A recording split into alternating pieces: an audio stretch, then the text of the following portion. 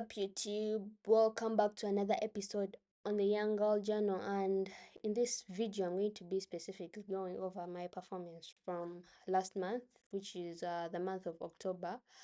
And for that month, I've been actively trading GBPUSD and USD I haven't actively traded the indices. That is to say the US index stocks, the US 30, Nasdaq.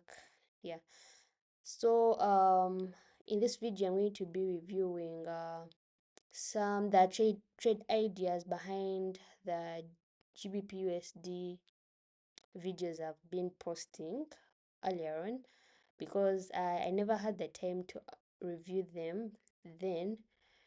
Yeah, so I'm going to be explaining the trade ideas, how I journaled and all that in this video. So let's get straight to it.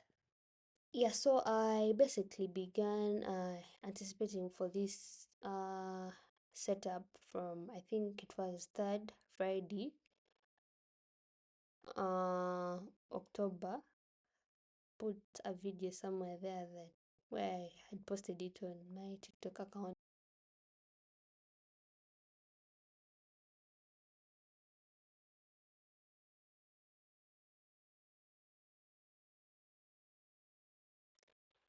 Yeah, so this was my whole idea around this narrative, or this bearish bias that I had on GBPUSD for for the whole month of October. So basically, as you can see, that the dealing range here at the dealing range here from this swing low to this swing high, this was the equilibrium, though it's advisable to stay within the 20, 40, or 60-day data ranges, but mine surpassed all those data ranges. But ICT advises to look for the PDRAs within those data ranges and use such and the liquidity levels. But me, this is how I looked at it, and there's this long term swing low here, and then this long term swing high here. So those are the swing points I used to anchor my dealing range. Uh, this Fibonacci, and this is the equilibrium of the 50%. So above the 50%, we were in a premium zone, and in premium, I'm always looking for sell setups. And for premium, this was my PDRA, much as the image is not clear, but I guess it will get visible as we go on this side. So we had an SMT divergence, or a breaking correlation between GBPUSD and Euro USD, as you can see here, because these two assets are positively correlated, meaning that if GBPUSD is moving up, then also Euro USD is moving up. But then there's a break in correlation here where GBPUSD was making a lower high, whereas Euro USD was making a higher high. So that break in correlation could signal that there is going to be a short-term reversal to the opposite side prior to that has been happening. Like it has been bullish, so the short-term reversal would be a bearish shift. Yeah, so that was another confluence after my narrative. And also we had now I think here it's clearer. So the reason as to why I was using this PDRA, or specifically this daily fair the day what sell side imbalance, buy side inefficiency, or the bearish fair value gap, was because that this thing, it was in an OTE zone. um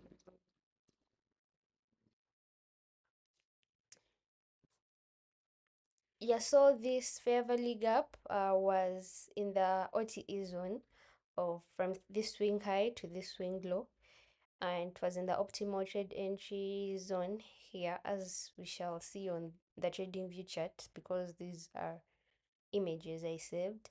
And these are relatively equal lows here, abbreviated as REH. That was my long-term target, because there is sell side liquidity below these areas.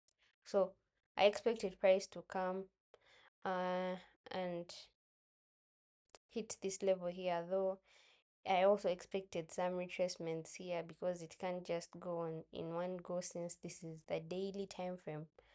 Yeah, so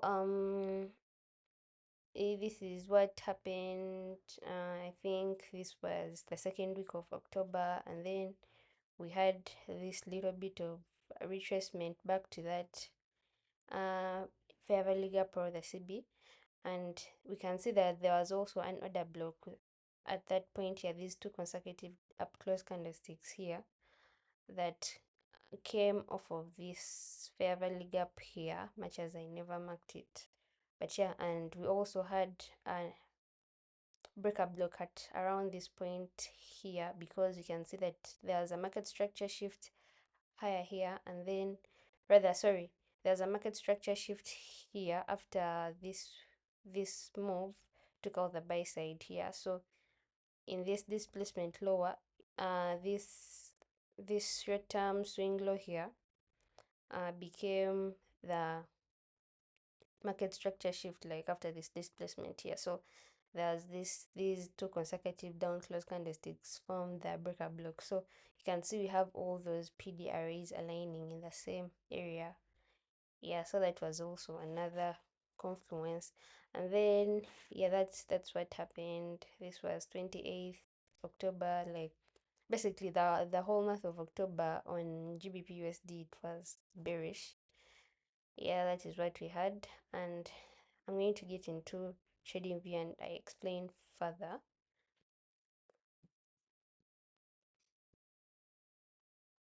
Yeah, so from focusing from Friday 3rd October 2025, because that's where I started looking at this thing. We can see here this was 3rd October 2025, Friday, and we are currently at this daily fair value gap, and the reason as to why this was my point of interest was because I had mentioned earlier on that we were in the OTE zone of this dealing range from this short-term high to this short-term low here. So we can see this is these red lines here on my Fibonacci. This is the OTE zone. The 0 0.79, 0 0.705, and the 0 0.62. Yeah, and it was aligning. This fair value gap was aligning with the OTE zone. So that was the reason as to why this was like my sweet spot. This PDRA was my sweet spot.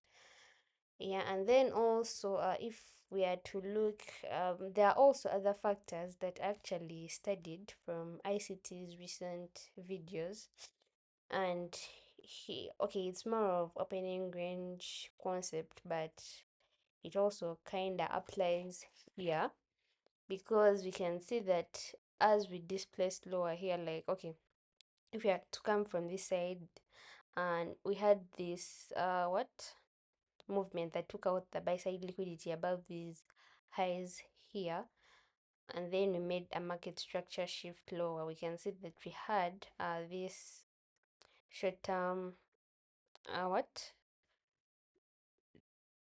this short-term low there, and it was taken out within this displacement. You can see that the candles were really big, so it's a displacement, and we had this breaker block here, these consecutive down close candlesticks here. That's the breaker block there, and we also had another fair value gap within this, though I never marked it out. But yeah, so basically the concept that I recently learned from his video is that you can have like two fair value gaps, like for example in this case we have this fair value gap and then also this one here. But the reason as to why like this would be like I would choose this fair value gap over this one is because that this for this fair value gap it like it was in conjunction with, rather, it was in close proximity to the liquidity of this short-term low here at this point here, like when it was displacing lower. Yeah, so the same thing happened here, and we had this short-term low here, and then we had displacement to the lower side, displacement here, and then you can see that this fair value gap or this CB was in proximity to the liquidity of this swing low here. So, and we also had this order block, breaker block around that level. Yeah, and then also the OTE thing I mentioned earlier on. Yeah, so all those were confluences.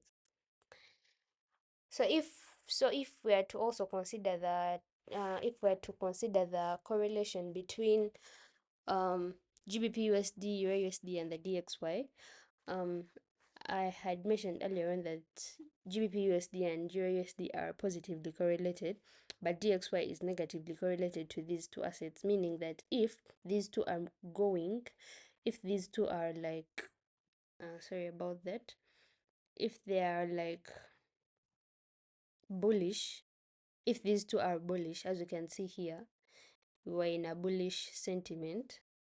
You can see that for the DXY is bearish. So that's what the negative correlation term means. And we can see that we had an SMT divergency, which I had mentioned earlier on, the breaking correlation. Yes, I won't repeat that, and I'm going to get into the individual setups that I took throughout this move going down, because I couldn't hold it as a swing trade for the accounts I trade, for the firms I trade with. They don't allow holding over the weekend, so I had to intraday scalp this move up to here, these relatively equal lows. Yeah, so for the very first setup of October on GBPUSD, we can see this was my before. It was during the New York session. I'm going to get into trading view, but right now these are just images I saved by then.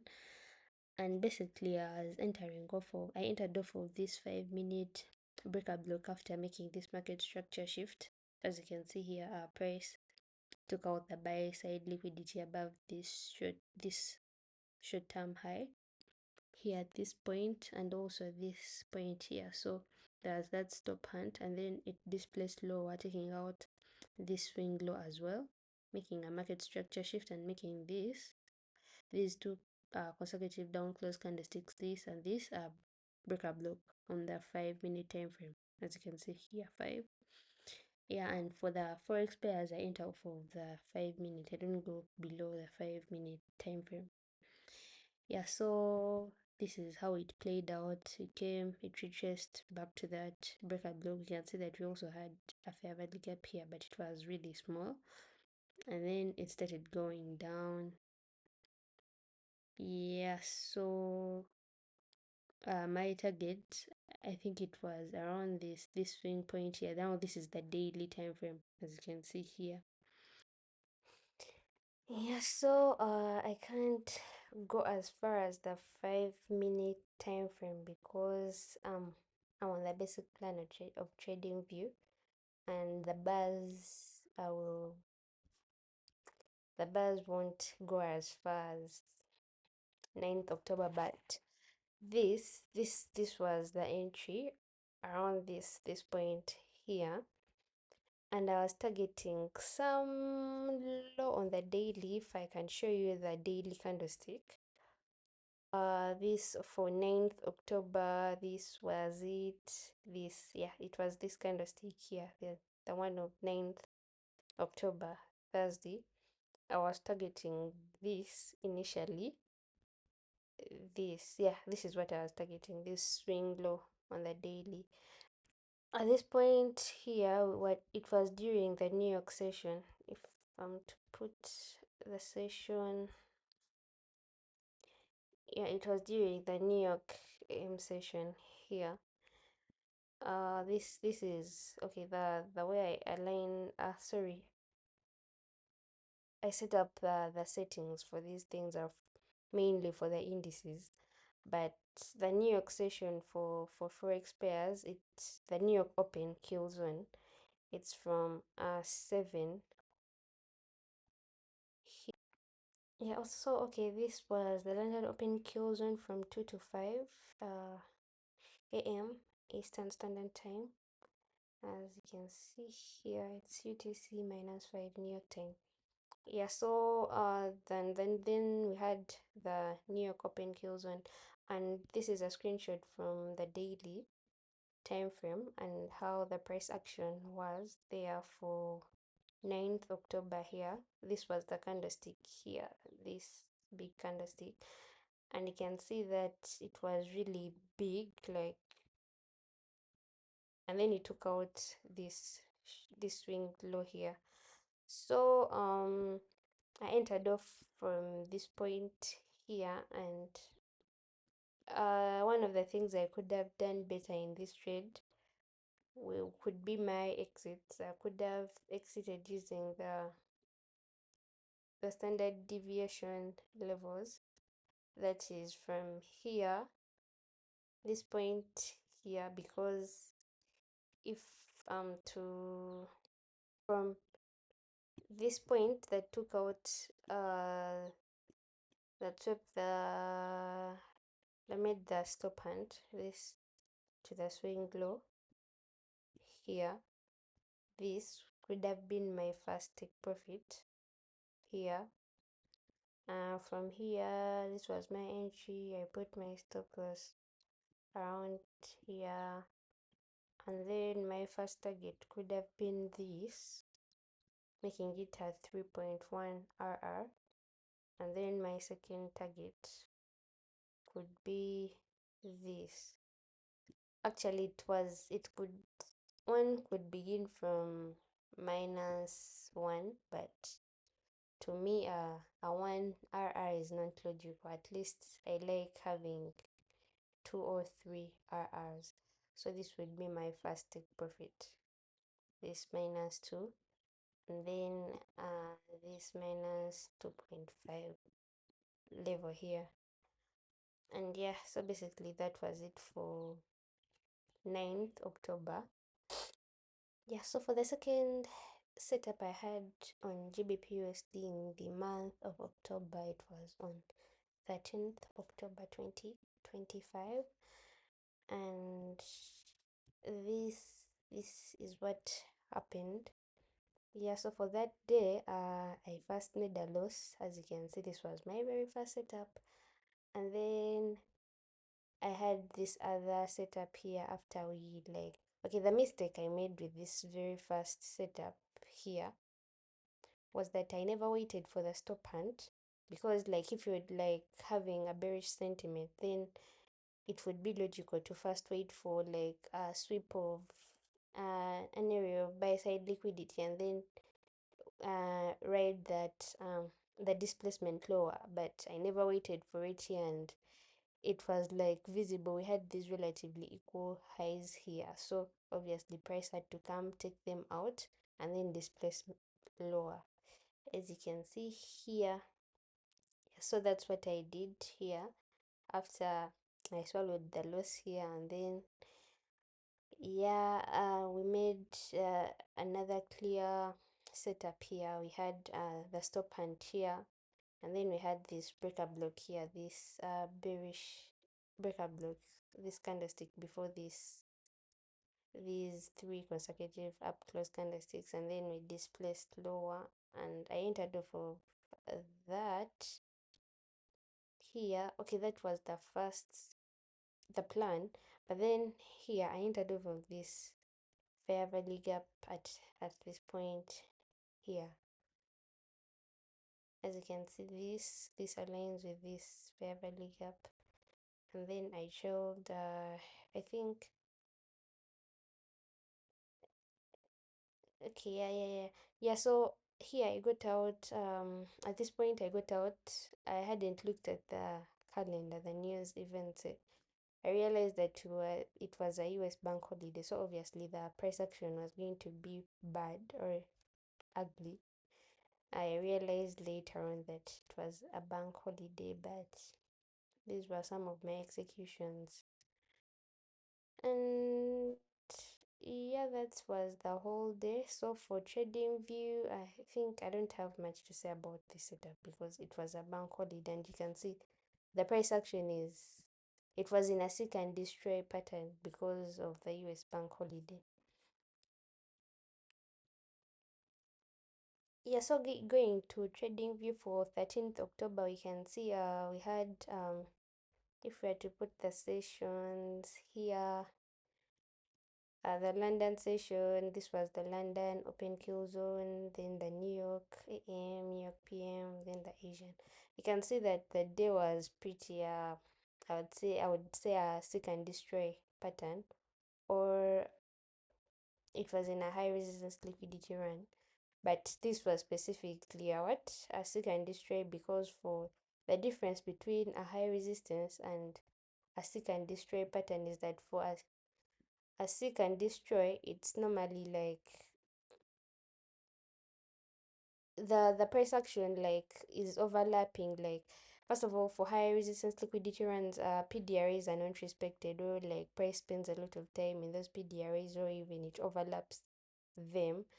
But for a seek and destroy, it's mainly like it's consolidating, like price is holding a range at around the equilibrium of a major price swing. And if we're to use the dealing range from this intermediate high, swing high here, to this one here, this was the equilibrium. And you can see, much as it wasn't like exactly here, but yeah, I would say it was around the equilibrium. So it was in a seek and destroy profile, and it all makes sense because this was a US bank holiday, so there was no much volume in the market. Yeah, so I was not supposed to trade that. That was the mistake I made on this day.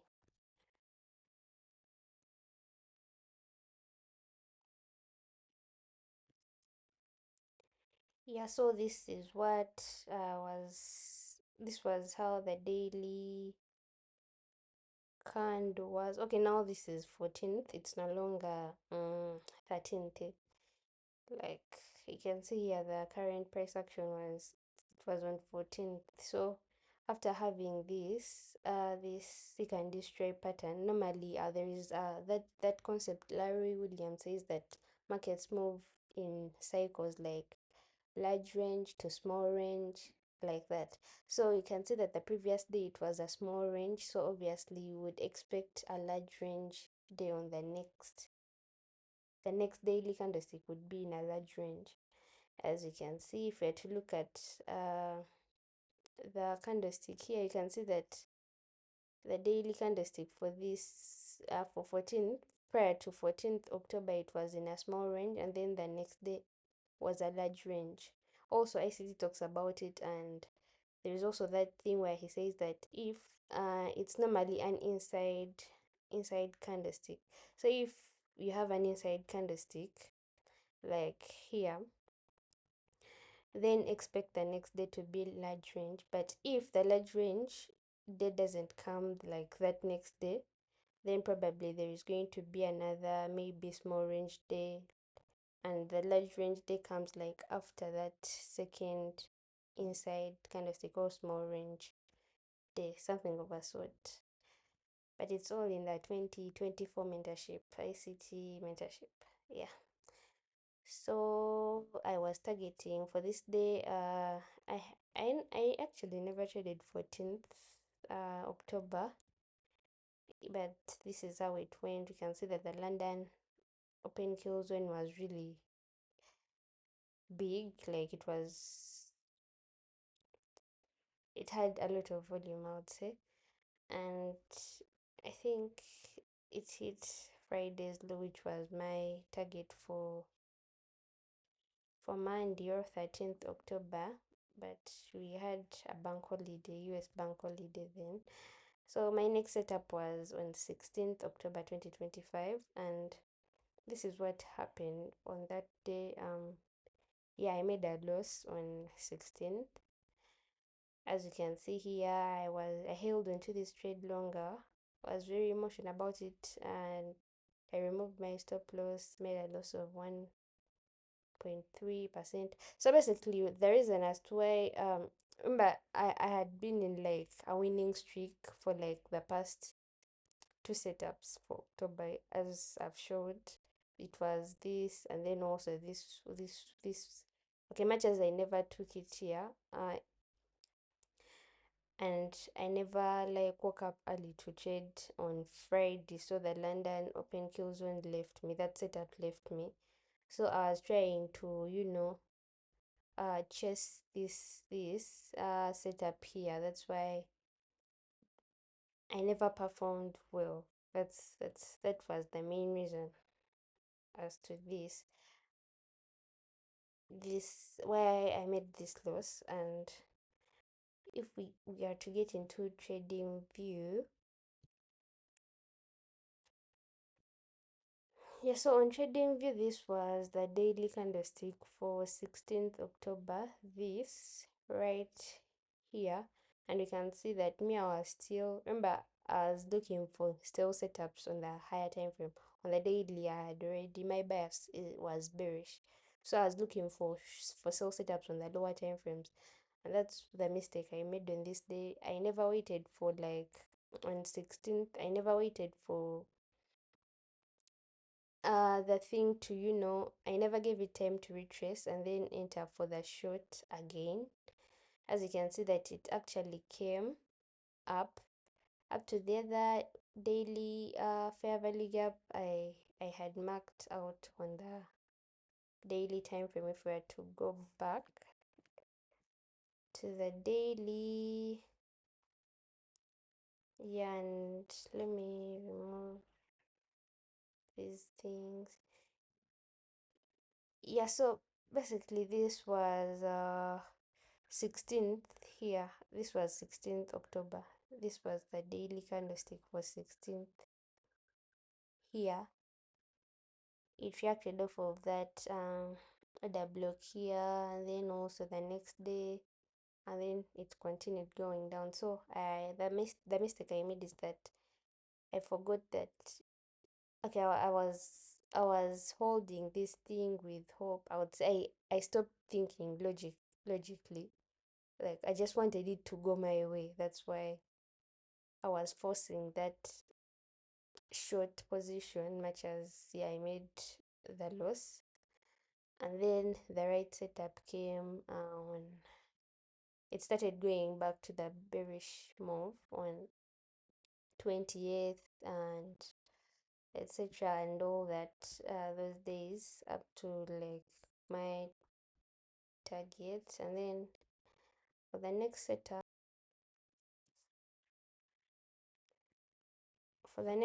it was on 22nd October 2025, and yeah, this was again price here was in a small range. You see how the cycle was like keep on moving, small range then to a large range. So you can see that the whole of Tuesday was in a low resistance liquidity, sorry, it was in a seek and destroy pattern. You can see it was really can't trade in such conditions. And let me check and see, probably there must be something that caused this kind of price action on the economic calendar. Let me see if, yeah, okay, on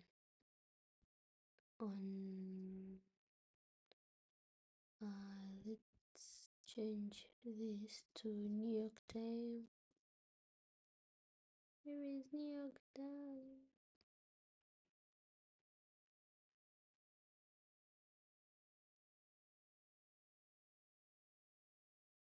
The Eastern Standard Time, save.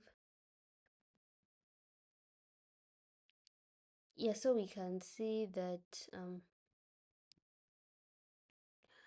on Tuesday, October 2021. I'm looking at, I want to like get the reason as to why we had like a high resistance or a seek and destroy pattern on GBPUSD on Tuesday before like the large range day came in during the London session on Wednesday. And you can see that here we never had any bank holidays or what. But the next day on during the London session at 2 a.m. here for GBP, we can see we had high impact news drivers, which is CPI. So obviously you would expect like price to be held in a range just prior to the release of this report. So it all makes sense. Yeah, so we had CPI at 2. As you can see, it went down. So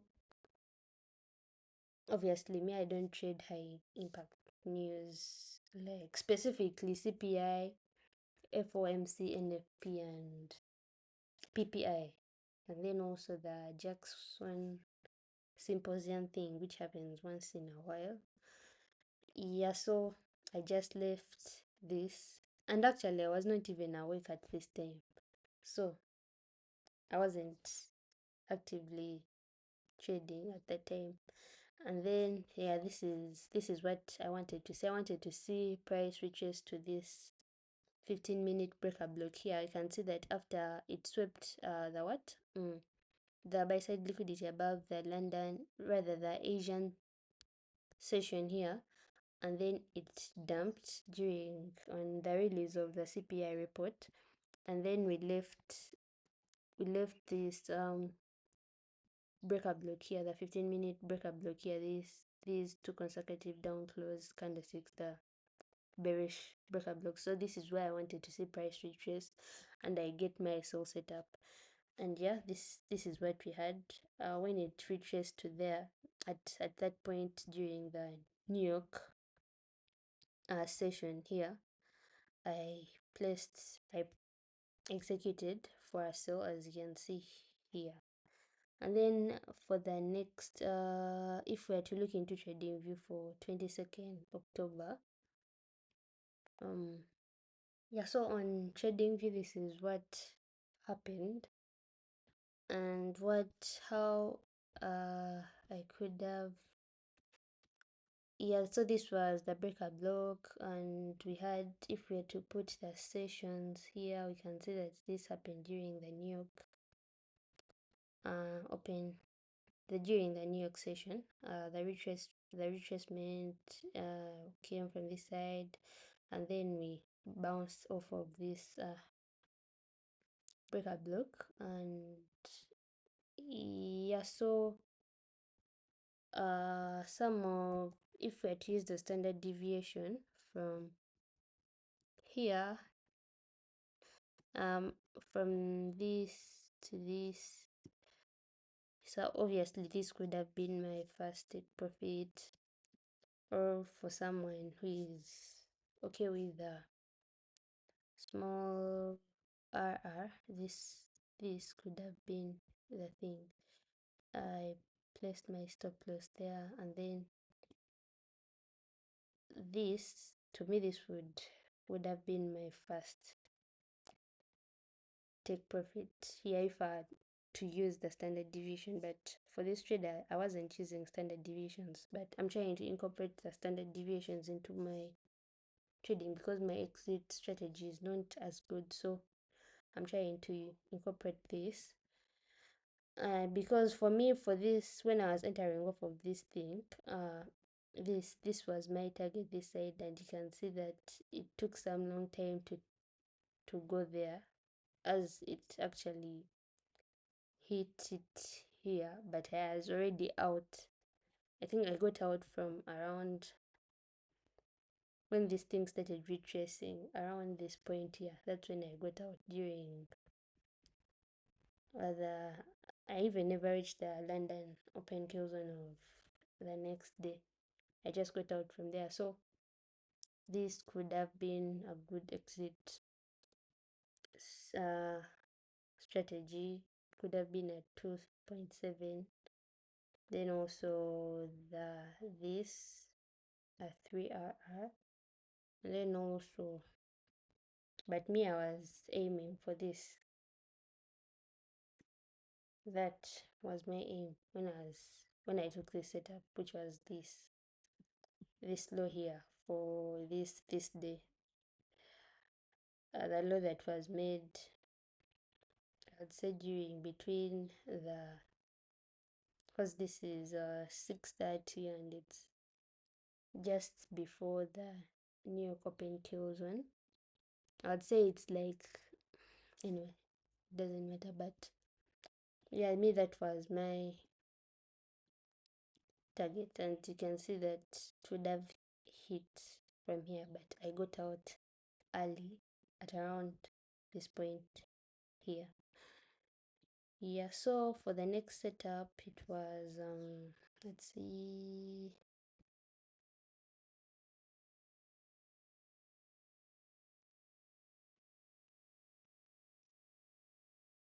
the next setup was that, yeah, these were some of the images I saved, and you can see during the London open kill zone, this is what was happening. Then we had this inversion fair value gap here. Oh, uh, then